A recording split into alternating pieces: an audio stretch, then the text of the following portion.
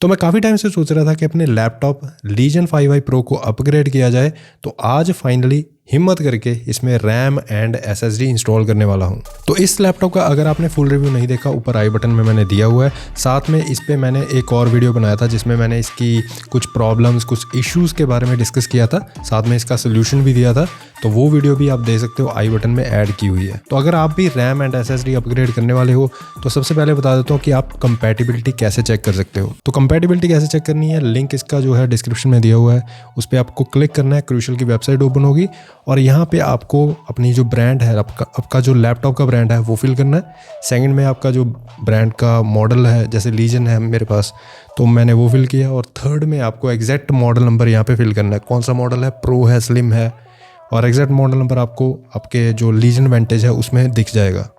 ठीक है, फाइंड पे क्लिक करना है। यहाँ पे आपको कंपैटिबल SSD और कंपैटिबल रैम दोनों का ऑप्शन मिल जाता है। यहाँ पे आपको सारी लिस्ट शो कर रही है। 5600 क्लॉक स्पीड वाली भी मिल जाती है, 4800 क्लॉक स्पीड वाली भी मिल जाती है, दोनों कंपैटिबल है। 16 GB, 32 GB, मैक्स आप 64 GB तक आप कर सकते हो, क्योंकि इसका जो प्रोसेसर है काफ़ी तगड़ा है। 64 GB रैम सपोर्ट करता है। जो ब्रांड है वो 32 GB तक बोलती है, तो आप 64 GB तक भी जा सकते हो। तो अगर आप मशीन लर्निंग या AI का कोई तगड़ा सा काम कर रहे हो तो आप 64 GB तक जा सकते हो, नहीं तो 32 GB is more than enough. अभी जो मेरे सिस्टम में स्टॉक रैम है वो 5600 क्लॉक स्पीड वाली है, तो मैंने भी सेम ऑर्डर किया है। मैंने ऑफिशियल वेबसाइट से नहीं की, मैंने अमेज़न से किया ऑर्डर। तो लिंक इसका जो है अमेज़न वाला आपको मैं डिस्क्रिप्शन में दे दूंगा, कुछ डिस्काउंट प्राइस आपको मिल जाता है वहाँ से। सेम विद SSD को भी आप चेक कर सकते हो कंपैटिबिलिटी उसकी। और ध्यान देना, जो मॉडल है, जो इसका साइज़ है SSD का, वो 2280 वाला होना चाहिए, M.2 2280। तो ये आपके सिस्टम के साथ कंपैटिबल होगा।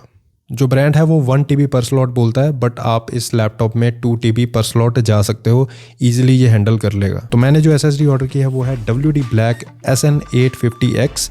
तो इसकी स्पीड काफ़ी अच्छी है, 7300 MB की स्पीड यहाँ पे शो कर रहा है। 2 TB Gen 4 SSD है ये, तो काफ़ी बढ़िया SSD है, फास्ट SSD है। अगर आप वीडियो एडिटिंग या गेमिंग करते हो, प्रोडक्टिव टास्क करते हो, उसके लिए काफ़ी बढ़िया SSD है ये अमेज़न ने टेप वेप लगा के ना बॉक्स पे सारा काम ही ख़राब कर दिया। तो एक चीज़ मैं और बता देता हूँ कि रैम अपग्रेड करने का मेन रीज़न क्या था। जैसे 4K वीडियो एडिटिंग करता हूँ मैं, तो उसमें after effect and Premiere Pro आजकल जो अपडेट्स आ रही हैं उसके बाद इतने हैवी हो चुके हैं कि रैम यूटिलाइजेशन काफ़ी ज़्यादा होती है। तो साथ में अगर मैं क्रोम भी चला लेता हूँ और ये दोनों सॉफ्टवेयर चलते हैं तो लगभग 14-15 GB जो है रैम ऑलरेडी यूटिलाइज हो रही है। तो इस चक्कर में मुझे मैंने सोचा कि रैम अपग्रेड मैं कर लूँ, और साथ में थोड़ा गेमिंग का भी परफॉर्मेंस बूस्ट मिल जाएगा। जो गेमिंग की टेस्टिंग है मैं वीडियो के बिल्कुल एंड में दे दूंगा, बिफोर एंड आफ्टर लगा के। तो अभी वीडियो को स्किप मत करना, चैनल को सब्सक्राइब जरूर कर लो। चलिए आगे बढ़ते हैं और दोनों को इंस्टॉल करते हैं। तो सबसे पहले टेबल को साफ करेंगे और मखमल का कपड़ा बिछाएंगे। लैपटॉप को ओपन करने के लिए इसके जो स्क्रूज हैं उनको ओपन करेंगे। तो मैं ये जो फिलिप्स स्क्रू ड्राइवर है ये यूज़ कर रहा हूँ। तो ऊपर की तरफ आपको 1 2 3 4 स्क्रूज ओपन करने हैं, मिडल में आपको 2 स्क्रूज ओपन करने हैं, और सबसे नीचे आपको अगेन 4 स्क्रूज मिलते हैं। तो इनको ओपन करते हैं। ऊपर के जो 6 स्क्रूज हैं इंक्लूडिंग द मिडल वन, ये एक ही साइज़ के हैं, थोड़े बड़े हैं, और नीचे वाले जो 4 स्क्रूज हैं ये छोटे स्क्रूज हैं। नाउ अब थोड़ा ट्रिकी पार्ट आता है लैपटॉप को ओपन करने का। तो इसके लिए मैं अपना पुराना कार्ड यूज़ कर रहा हूँ और साथ में अपना नाखून यूज़ कर रहा हूँ। नाखून अगर टूट गया तो चलेगा, बट लैपटॉप टूटना नहीं चाहिए। मजाक की बात साइड पे, बट आप कभी भी मेटल के जो टूल्स आते हैं, टूल किट आती है, उनका यूज़ मत करना लैपटॉप को ओपन करने के लिए, क्योंकि लैपटॉप का जो प्लास्टिक है वो टूट सकता है। तो ऑनलाइन आपको किट मिल जाती है, प्लास्टिक के टूल्स होते हैं, तो रिस्क बिल्कुल मत लेना, वो किट परचेज़ कर लेना। लिंक मैंने डिस्क्रिप्शन में दिया हुआ है, वहाँ से आप ऑर्डर कर सकते हो। तो यहाँ पे मैं अपना जो नेल है उसको यूज़ करूँगा और थोड़ा सा गैप क्रिएट करूँगा, जिसमें मैं इस कार्ड को थोड़ा सा पुश करूँगा। और यहाँ पे आप सुनिए कि एक क्लिकी सा साउंड आएगा, दैट मीन्स जो अंदर लॉक्स है वो खुलने शुरू हो गए हैं। तो आपको बस अब क्या करना है, कार्ड को थोड़ा सा ऊपर को हिलाना है और ये इजीली खुल जाएगा। तो आपको सारी साइड्स पे ऐसे कर लेना है और ऐसे आप अपना जो बेस है, लैपटॉप बेस है, उसको ओपन कर सकते हो। तो अब ये बेस कवर जो है खुल चुका है, इसको रखते हैं साइड पे। अरे भाई साहब, धूल मिट्टी ऑन फैंस। तो मुझे ये लैपटॉप यूज़ करते हुए 8 महीने हो चुके हैं और देख लो भाई, ये हाल होता है अगर आप गेमिंग लैपटॉप को क्लीन नहीं करते। तो मेरे घर के पास 7 महीने से एक कंस्ट्रक्शन चल रहा है, तो मे भी शायद इतनी डस्ट इसी रीज़न से यहाँ पे ज़्यादा आई हो। तो सबसे पहले बैटरी को कर लेते हैं डिस्कनेक्ट, क्योंकि कुछ स्टैटिक चार्ज रहता है, कुछ आप कंपोनेंट को टच करते हो तो भाई डैमेज होने का चांसेस ज़्यादा है। तो इसको हम कर लेते हैं डिस्कनेक्ट। तो अभी के लिए मैं इस मेन कंपोनेंट को ओपन नहीं करूँगा, मैं ओनली सिर्फ फैंस को क्लीन करूँगा।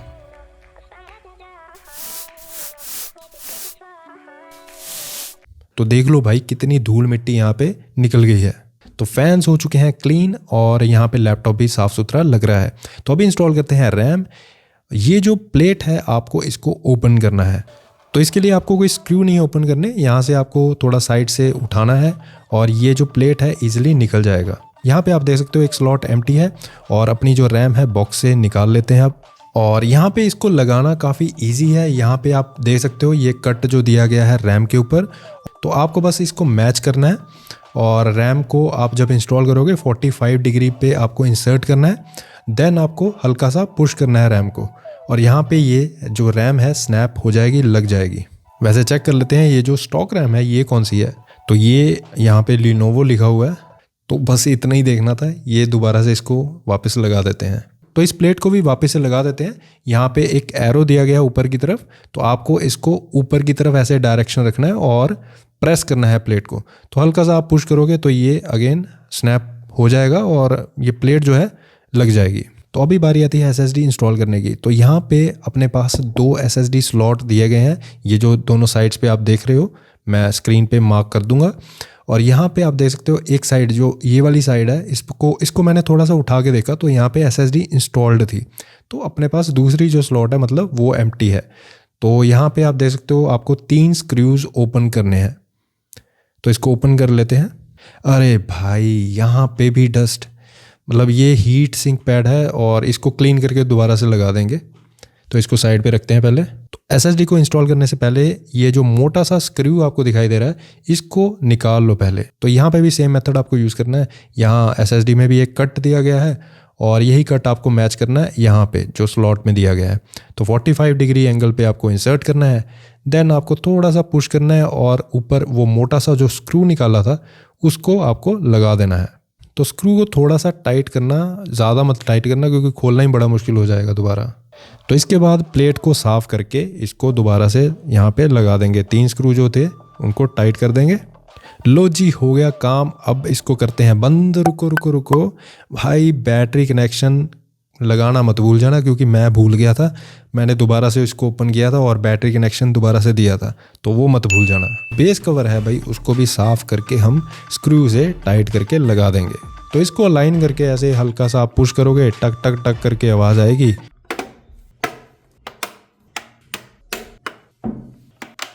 और भाई बस आप स्क्रू लगा के इसको टाइट कर दोगे। और अब बारी आती है लैपटॉप को स्टार्ट करने की। तो after installing RAM and SSD, जो फर्स्ट बूट था वो लैपटॉप का थोड़ा ज़्यादा टाइम लगा बिकॉज जो लैपटॉप है न्यू कंपोनेंट जो हमने इंस्टॉल किए हैं उसको एनालाइज करता है। तो लगभग मुझे 1 मिनट लगा था। 1 मिनट के बाद लैपटॉप स्टार्ट हो चुका था। तो सबसे पहले रैम चेक कर लेते हैं। तो यहाँ पे टास्क मैनेजर मैंने ओपन किया है और परफॉर्मेंस टैब पे मैंने क्लिक किया है और यहाँ पे आप देख सकते हो रैम अपनी जो है शो कर रही है 32 GB और नीचे भी जो स्लॉट्स हैं वहाँ पे आप देख सकते हो 2 आउट ऑफ 2 दोनों स्लॉट्स यूज़ हो रही हैं 5600 क्लॉक स्पीड पे। तो यहाँ पे अपनी रैम वाला पार्ट जो है डन हो चुका है। रैम अपनी सही जगह लग चुकी है, सही से काम कर रही है। तो अब चेक कर लेते हैं SSD। यहाँ PC आइकन पे क्लिक करेंगे और यहाँ पे भाई SSD कहाँ गई, मतलब SSD ख़राब तो नहीं है। तो अगर आपने फर्स्ट टाइम SSD इंस्टॉल की है और ऐसे शो नहीं कर रही तो टेंशन ना लो, SSD ख़राब नहीं है। आपको SSD लगाने के बाद इसको सेटअप भी करना पड़ता है। तो सेटअप कैसे करना है, आपको जाना है कंप्यूटर मैनेजमेंट पे, आपको सर्च करना है कंप्यूटर मैनेजमेंट और इस पर क्लिक करना है। आपके पास कुछ ऐसा इंटरफेस खुलेगा।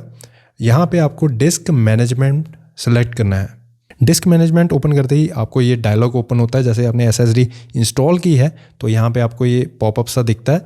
यहाँ पे आपको MBR या GPT दोनों में से सिलेक्शन करनी है। तो मैं शॉर्ट में बता देता हूँ आपको क्या सिलेक्ट करना है। आपको GPT सिलेक्ट करना है बिकॉज जितने भी लेटेस्ट लैपटॉप्स हैं, जितने भी लेटेस्ट लैपटॉप है 2010 के बाद जो आए हैं, उनमें आप GPT सेलेक्ट करते हो। तो GPT यहाँ पे मैं सेलेक्ट करूँगा और यहाँ पे जो आप इंटरफेस देख रहे हो डिस्क 0, यहाँ पे C drive and D drive जो मेरी स्टॉक डिस्क है, जो स्टॉक SSD है वो शो कर रही है, और नीचे डिस्क 1 है जो मेरी न्यू SSD मैंने इंस्टॉल की है 2 TB की। तो यहाँ पे आप वो दे सकते हो।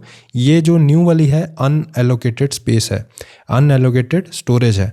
तो यहाँ पे मैंने इसको सेटअप करना है अभी। तो इस पे सिंपली राइट क्लिक करेंगे और न्यू सिंपल वॉल्यूम पे क्लिक करेंगे और ये डायलॉग ओपन होगा। और यहाँ पे जब पहुँचेंगे तो यहाँ पे हमें इसका जो स्टोरेज का जो ड्राइव है उसका फाइल साइज़ देना है। स्टोरेज कितना, जो ड्राइव साइज़ है वो कितने साइज़ का होगा, 500 GB होगा, 1 TB का होगा, तो वो हमें यहाँ पे साइज़ देना है। बाय डिफ़ॉल्ट ये अनएलोकेटेड स्पेस जितनी भी है वो पूरी उठा लेता है यहाँ पे।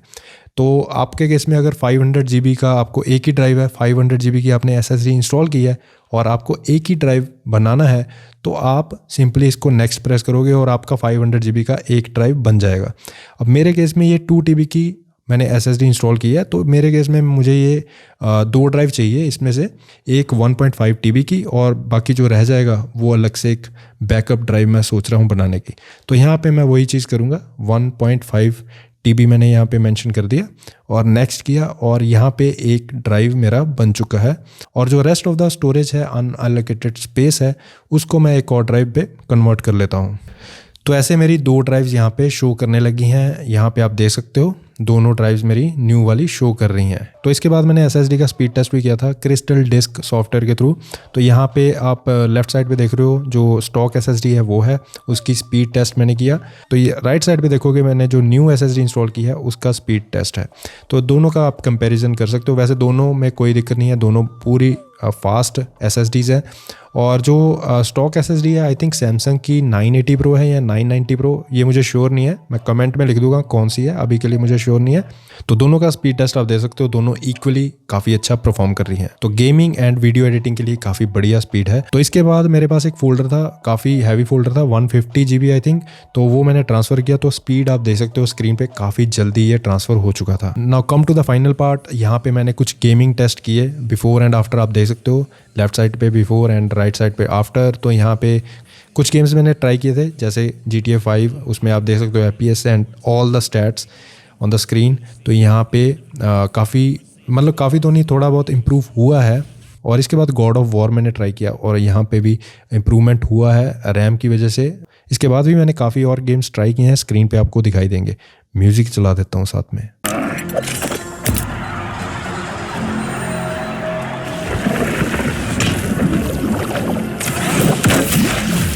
Round 1, fight.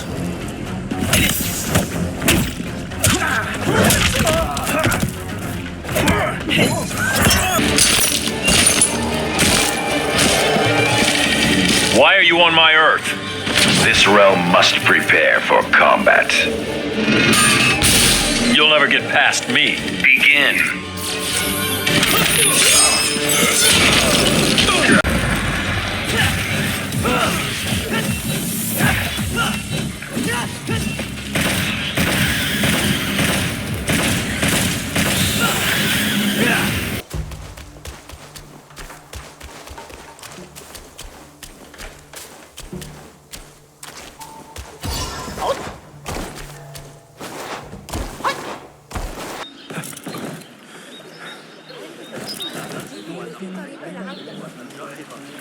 هلا نضع الضفادع في شعري مرة أخرى على عشب البر. حراسة المدينة بشكل جيد على الإطلاق. قضيت ساعتين في الطابور.